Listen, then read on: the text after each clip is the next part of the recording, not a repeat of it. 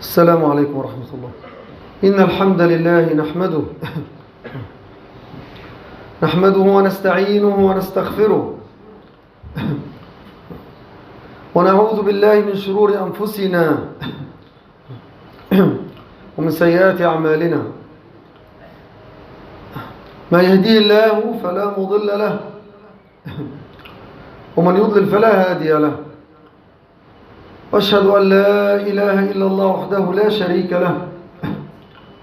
وأشهد أن محمدا عبده ورسوله. يا الذين آمنوا اتقوا الله حق تقاته ولا تموتن إلا وأنتم مسلمون. يا أيها الناس اتقوا ربكم الذي خلقكم من نفس واحدة وخلق منها زوجها وبث منهما رجالا كثيرا ونساء واتقوا الله الذي تساءلون به والأرحام إن الله كان عليكم رقيبا. يا أيها الذين آمنوا اتقوا الله وقولوا قولا سديدا يصلح لكم أعمالكم ويغفر لكم ذنوبكم ومن يطع الله ورسوله فقد فاز فوزا عظيما. أما بعد، فإن أصدق الحديث كتاب الله وخير الهدي هدي محمد صلى الله عليه وسلم وشر الأمور محدثاتها وكل محدثة بدعة وكل بدعة ضلالة. أما بعد، فإن العلم أساس في دين الإسلام، فلم يقم هذا الدين إلا على علم. وعلم الله عز وجل علم شامل لكل المخلوقات، فهو سبحانه بكل شيء عليم. وقد أحاط بكل شيء علما، وقد أعطى الإنسان القدرة على العلم، لكن علم الإنسان محدود مهما كان عالما. أما علم الله مطلق شامل لكل شيء. فالذين يتبجحون بأنهم علموا ما لم يعلمه غيرهم ما زال علمهم محدودا. فمهما أوتوا من العلم وما أوتيتوا من العلم إلا قليلا.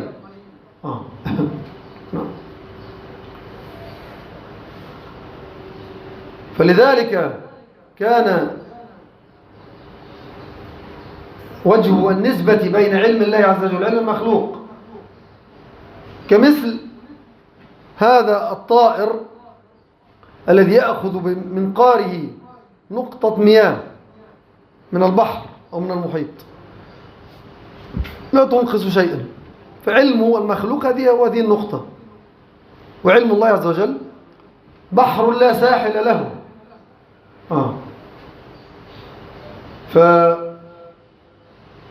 فلا يغتر بعلمه إلا الجاهل، لجاهل لم يدري حقيقة نفسه وحقيقة علمه. ولذلك العالم حقا والذي يخشى الله ويعلم قدر نفسه ويعلم عظم ربه. قل هل يستوي الذين يعلمون والذين لا يعلمون؟ هذا في حق هؤلاء الذين قال الله عز وجل فيهم إنما يخشى الله من عباده العلماء. ولهم العلماء حقا، العلماء الربانيون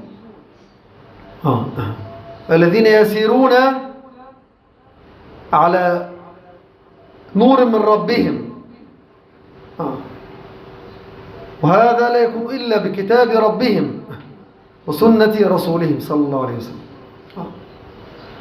لذلك هذا هو العلم النافع، علم الكتاب والسنة.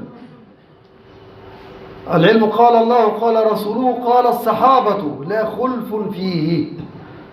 ليس العلم نصبك للخلاف سفاهة بين قول الرسول ورأي فقيه أو في رواية ورأي سفيه. هو أكثر السفهاء في زماننا الذين يتقلدون العلم وليسوا منه في شيء، خاصة في من يدعي العلم الشرعي. فإن كان من ينتحل علوم الدنيا من الطب والرياضيات والفيزياء ونحو ذلك يجرم وينبذ ويحكم عليه بأحكام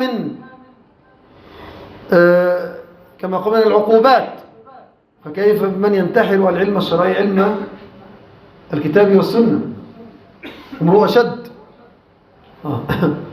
لذلك جاء الوعيد الشديد في القول على الله بغير علم، ولا تقف ما ليس لك به علم، إن السمع والبصر والفؤاد كل أولئك كان عنه مسؤولا. وأن تقولوا على الله ما لا تعلمون، هذا من أكبر الكبائر.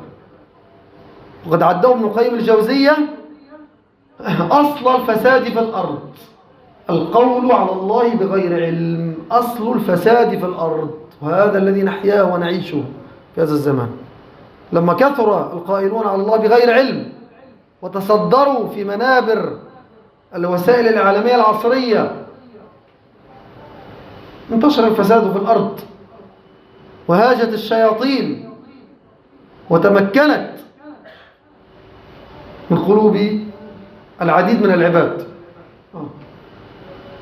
وتحركهم، أي هذه الشياطين شياطين الجن تحرك شياطين الإنس لمزيد من الإفساد في الأرض. وما يحدث من سفك للدماء وانتهاك للحرمات حولنا في شتى بلاد الإسلام هو إلا من آثار هذا الأمر، من آثار هذا الأمر. لما تصدر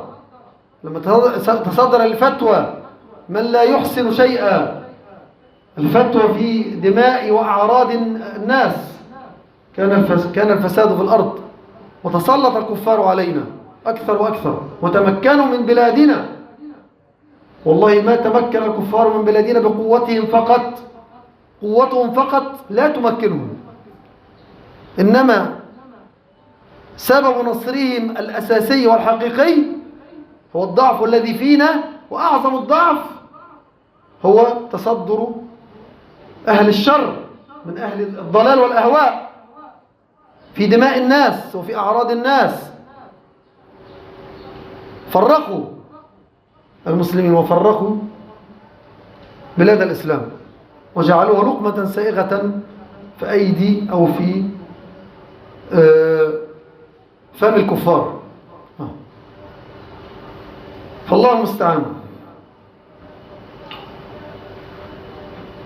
فالرسول صلى الله عليه وسلم قد حث على سلوك طريق العلم الصحيح وبين فضله، كما في حديث أبي هريرة الذي أخرجه مسلم قال: من سلك طريقا يلتمس فيه علما سهل الله له به طريقا إلى الجنة.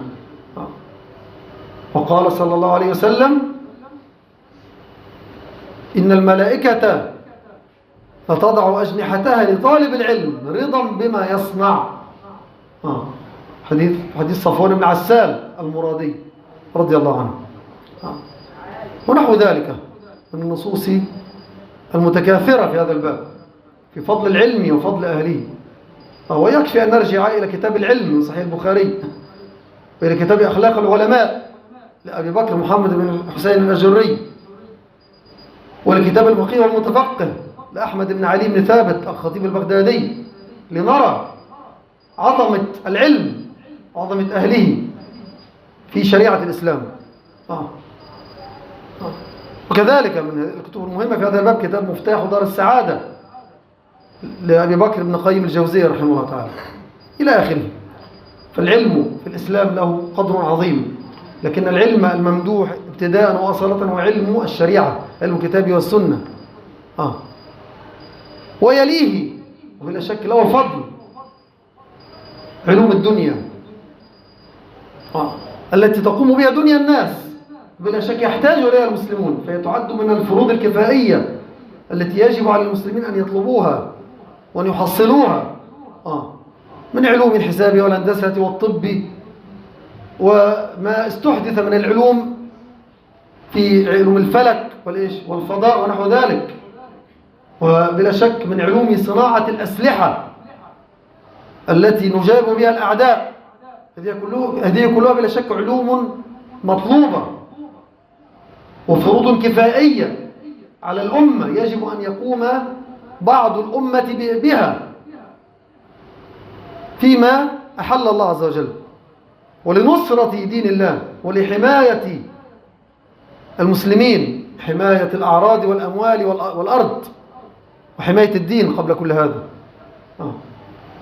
هذا الذي أمر الله عز وجل به في قوله تعالى: وأعدوا لهم ما استطعتم من قوة ومن رباط الخيل. فالقوة هنا يدخل فيها العلم، لأن العلم قوة بلا شك، والعلم بأسلحة الأعداء سواء كانت أسلحة عسكرية وكانت أسلحة كما يقال معنوية وكانت أسلحة بيولوجية أو كيميائية، هذا بلا شك فرض يجب علينا أن نعلم هذا، وهذا يحتاج إلى علماء يتخصصون في هذا الباب، وهذا مطلوب شرعا.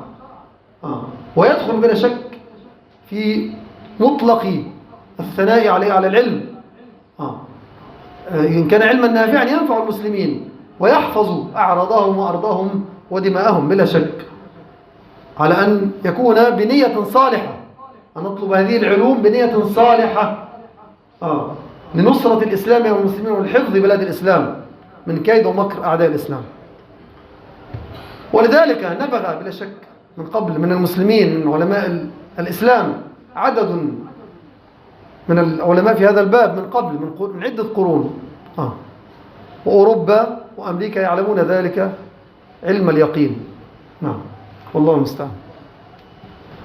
الحمد لله وحده، والصلاة والسلام على من لا نبي بعده صلى الله عليه وعلى آله وسلم. أما بعد،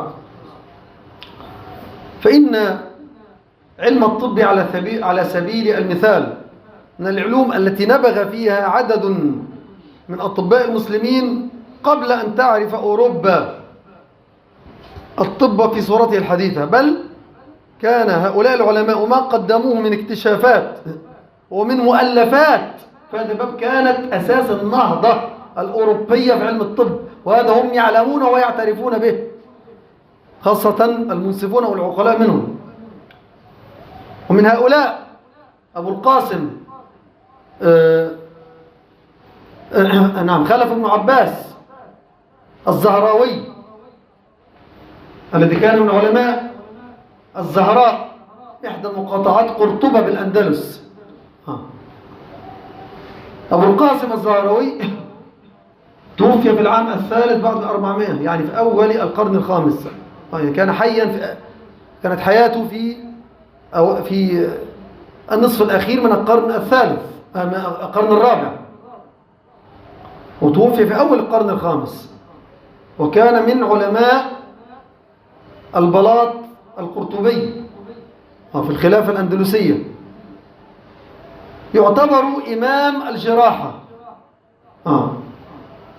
وكتابه التصريف لمن عجز عن التأليف يعد موسوعة طبية من أقدم وأوسع الموسوعات، هو أول من عمل في ربط الشرايين في العمليات الجراحية، أول من أجرى عملية لربط الشرايين في الجراحة. فلذلك أوروبا تعتبره بلا منازع إمام علم الجراحة في الطب. أبو القاسم الزهراوي من أطباء الأندلس في زمن الخلافة الأندلسية، وكتابه هذا ما زال موجودا لدى أوروبا، وقد ترجم إلى اللاتينية من قرون، من عدة قرون ترجموه إلى اللاتينية كي يتمكنوا من خلاله من تدريس علم الجراحة، وما زال يدرس في جامعات أوروبا. هذا الكتاب من قديم، أو يعني كان يدرس عدة قرون في جامعات أوروبا. كتاب أبي القاسم الزهراوي من علماء الزهراء بقرطبة. وكانت مؤسسة البحث والتقدم العلمي في الكويت طبعت المقالة 30 فقط من هذا الكتاب، في مجلد كبير يصل إلى 1500 صفحة. المقالة 30 فقط. هو احتوى على 30 مقالة في الطب، طبعت منه المقالة 30 فقط في مجلد كبير.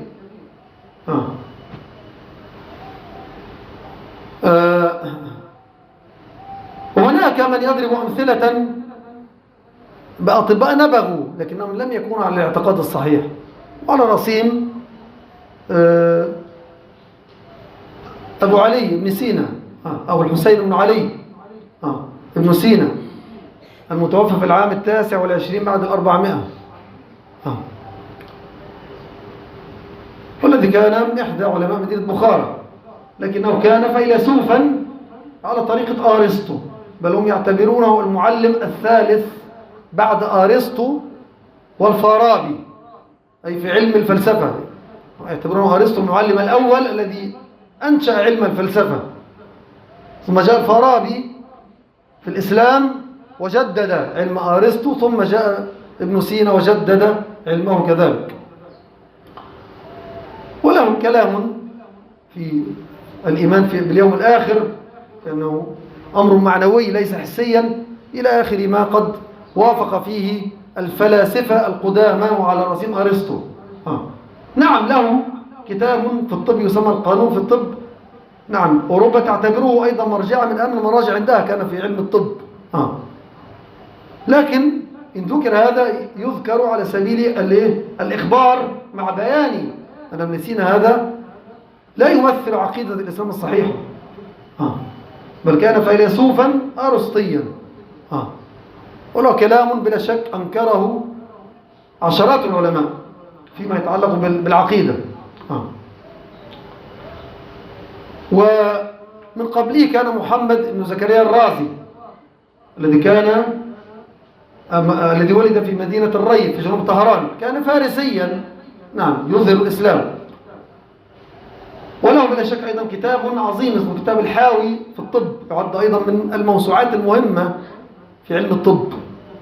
لكن هؤلاء لما برزوا في الإسلام نسبوا في الجملة إلى التراث الإسلامي، بغض النظر عن عقائدهم ومنهجهم. وكذلك إن نظرنا إلى علم الجغرافيا نجد أن الشريف الإدريسي المتوفى في العام 60 بعد 500 وضع صورة للعالم، يعني خريطة كاملة للعالم، تعد مرجعا في هذا الباب في القرن السادس. وكان يعمل في بلاط ملك صقلية النورماندي النصراني، لكنه كان على الإسلام، الشريف الإدريسي إلى آخره. هناك عشرات الأمثلة مما يعني يضيق المقام عن ذكرها. وبلا شك من نبغ من العلماء في الإسلام في علوم الدنيا ووضعوا أصولا وأسسا في هذه العلوم، بلا شك النهضة الأوروبية ترجع إلى هؤلاء. ولذلك لما حاول المسلمون الاستيقاظ من غفلتهم التي أصابتهم بعدما نكب المسلمون بعشرات المذاهب الفاسدة التي أردتهم ومزقتهم من التشيع المجوسي والفرق التي خرجت من عباءته، وعلى رأسهم القرامطة الذين فرقوا المسلمين شيعا، إلى جانب تغلغل علوم الفلسفة التي قامت على علم أرسطو كما قلنا، مما أيضا أفسد عديدا من بلاد الإسلام، وعلى رأسها الأندلس. من أسباب سقوط الأندلس تغلغل هذه الفلسفة فيها، كما حققت هذا في كتابي الذي سميته سقوط الأندلس بين العصبية والأهواء. هما سببان رئيسان في سقوط الأندلس: الأهواء التي غزت الأندلس وعلى رأسها علوم الفلسفة، بدءا من ابن مسرة الذي يعد الشيخ الأعظم أو الأب الروحي لابن عربي، ابن عربي الطائي، الذي أشهر عقيدة وحدة الوجود، أن الوجود وحده واحدة لا فرق بين الرب والعبد، مرورا بابن باجة نعم إلى أن وصلوا إلى ابن عربي وابن سبعين إلى آخر هؤلاء الذين كانوا بلا شك سببا رئيسا في إفساد عقائد الأندلسيين حتى تمكن النصارى منهم، بجانب العصبية القبلية التي بلا شك كانت أيضا عاملا رئيسا في تمزيق الأندلس مع الأهواء هذه والفلسفة. فهؤلاء الكفار كما قلنا لا يتمكنون من بلاد الإسلام إلا بضعف فيها، لكن لما تكون وإذا كانت البلاد قوية بعقيدتها وبعلمائها سواء في الدين أو في الدنيا لا يتمكن منها الأعداء وإن كانوا أكثر عدة وسلاحا. لذلك هم يعلمون ذلك، فهم لا يتمكنون من غزو بلد مسلم إلا بعد أن يردوه فسادا في الاعتقاد وفي الأخلاق وفي أمور الدنيا. هكذا تمكنوا مؤخرا من العراق. أمريكا والله ما كانت أن تدخل العراق إلا عن طريق خونة الشيعة من مجوس إيران، ومن قبل ذلك كان الإفساد الذي أفسده صدام مع حزب البعث. فأردوهم صرعى في خلافات واضطرابات، حتى كانت الخيانات من هؤلاء الذين سلموا الجيش العراقي إلى أمريكا بسبب فساد المعتقد الذي ترتبت عليه الخيانة وعدم حفظ العهد وعدم حفظ دماء وأعراض المسلمين، وهذا الذي حدث في غزة كذلك، خيانات وتمثيليات، وهذا الذي يحدث في لبنان الآن وحدث في سوريا ويحدث في السودان، خيانات وأهواء مكنت هؤلاء. لذلك هم لما أرادوا مصر مكنوا للإخوان لأنهم خونة الإسلام والمسلمين، فكان تمكين الإخوان هو تمهيدا لغزو مصر، كان تمكين هؤلاء الخوان هو التمهيد لغزو مصر بعد تفكيك جيشها، كانت الخطوة الأولى على الطريق. إذا كان سقط هؤلاء جن جنونهم. كيف تمكن الجيش المصري من إحباط مخطط الخيانة العظمى للدولة المصرية؟ هذه طريقتهم من قديم، لا يغزون بلدا إلا بعد أن يمهدوا له عن طريق إفساد العقائد والخيانات ونشر الفساد في هذا البلد بكل صوره. هذه أعظم عدة لأعدائنا قبل أن يكون عندهم لا سلاح نووي ولا غيره. والله لا يغلبونا لا بسلاح نووي ولا بغيره، هم يغلبونا بإفساد العقائد والخيانات والاختلافات. هذا الذي به يغزون بلادنا. فالحذر الحذر يا عباد الله، انتبهوا وادرسوا ما حدث للأمم التي كانت قبل أو ما حدث للبلاد التي كانت قبلكم. ادرسوا سنن الله وكيف أن الله عز وجل لا يظلم مثقال ذرة، إنما بما كسبت أيدينا. بما كسبت أيدينا. فنعوذ بالله من عذاب الله ومن غضب الله، ونعوذ بالله من كيد ومكر الأعداء. نسأل الله عز وجل أن يجعل كيدهم في نحورهم، وأن يجعل تدبيرهم في تدميرهم، وأن يجعل الدائرة عليهم، وأن يصلح ذات بين حكام المسلمين، أن يوفق حكام المسلمين إلى الاجتماع على العقيدة الصحيحة ولإصلاح البلاد والعباد والتنبه لمكائد الأعداء، وأن يكونوا يدا واحدة ضد مخططاتهم. هذا الذي به ننتصر عليهم إن شاء الله. نسأل الله عز وجل أن يعجل بنصر قريب على هؤلاء، وأن يجعل الدائرة على كل من كاد للإسلام وأهل الإسلام. وصلى الله على محمد وعلى آله وأصحابه وسلم.